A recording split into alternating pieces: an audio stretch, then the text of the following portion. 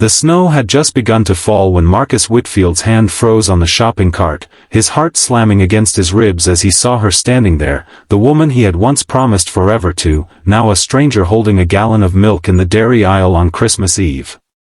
If you believe in kindness, in second chances, and in the quiet miracles that happen when we least expect them, hit that like button, drop a comment below, share this story with someone who needs it, and subscribe to Wisdom Story House, because what happens next will stay with you long after the video ends. Marcus had not seen Renata in almost 3 years, not since the divorce papers were signed and she walked out of the small apartment they shared, taking nothing but her clothes and leaving behind a 6-year-old daughter named Josie who cried herself to sleep for weeks asking where mommy went. He had raised Josie alone since then, working 2 jobs, missing parent-teacher conferences he desperately wanted to attend, and learning how to braid hair from grainy internet videos at midnight because there was no one else to teach him. The grocery store was supposed to be a quick stop before he picked Josie up from his sister's house, just enough time to grab the ingredients for the gingerbread cookies Josie had been begging to bake every year since she was old enough to hold a spoon. He had not expected the universe to rearrange itself in the cereal aisle. Renata looked different. Thinner, paler, with shadows under her eyes that even careful makeup could not hide. For a moment neither of them spoke, the fluorescent lights humming overhead, a Christmas carol playing faintly through the store speakers like background music to a scene neither of them had rehearsed.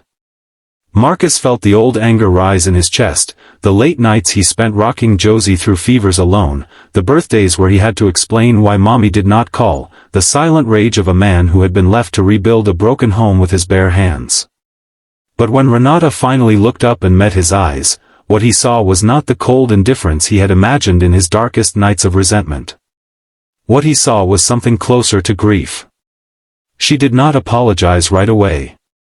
Instead, she asked about Josie, her voice trembling slightly, asking if she still loved strawberry pancakes, if she had lost the gap in her front teeth, if she still slept with the stuffed rabbit Renata had bought her before everything fell apart. Marcus answered each question carefully, guarding his words like a man protecting something fragile, because in many ways he was. Then Renata said the 2 words that would crack open 3 years of carefully constructed walls, "I'm dying." The words hung in the air between the canned vegetables and the holiday display of red and green M&Ms, absurd in their ordinariness, devastating in their weight. Marcus stood frozen, his mind racing to catch up with what he had just heard. The woman he had hated for 3 years suddenly transformed into someone fragile and human and terrified.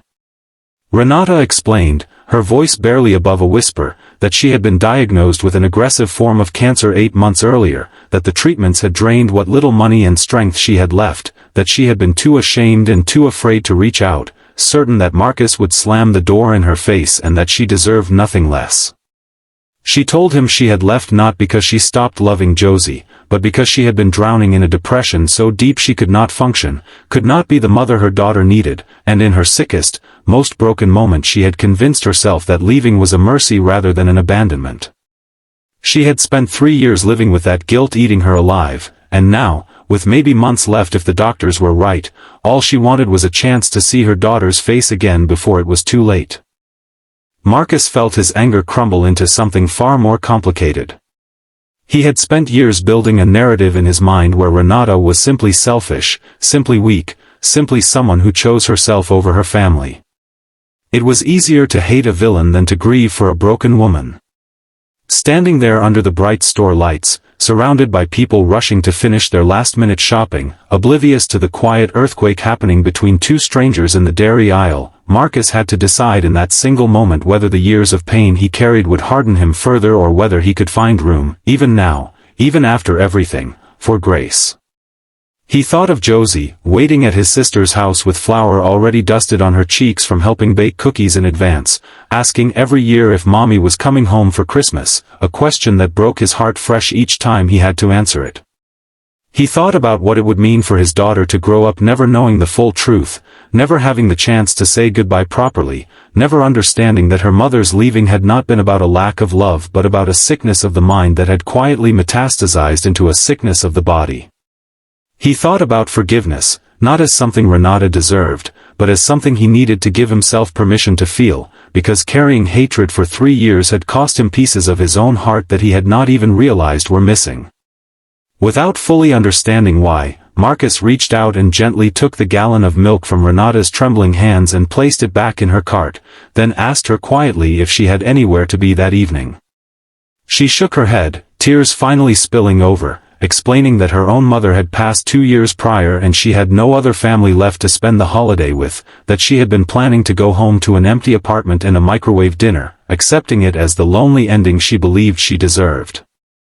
Marcus took a breath that felt heavier than any he had taken in years and asked if she would like to come see Josie, not as a promise of reconciliation, not as an erasure of the past, but as a small act of mercy on a night when the whole world seemed to be asking for exactly that.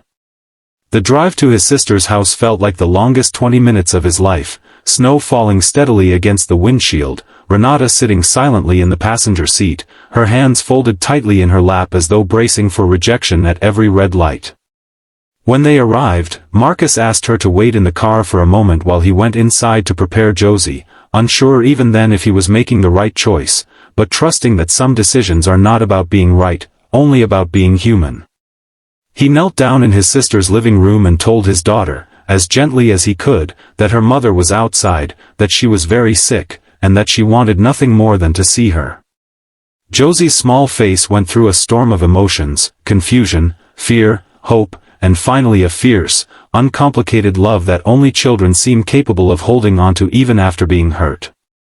When Josie ran out into the snow and threw her arms around Renata's frail body, sobbing into her coat, Renata collapsed to her knees on the sidewalk, holding her daughter as if trying to memorize the feeling for whatever time she had left. Marcus stood in the doorway watching the scene unfold, snow gathering on his shoulders, and felt something inside his chest that he had not felt in years, a strange, aching peace that came not from forgetting the pain of the past but from choosing, deliberately and painfully, to set it down.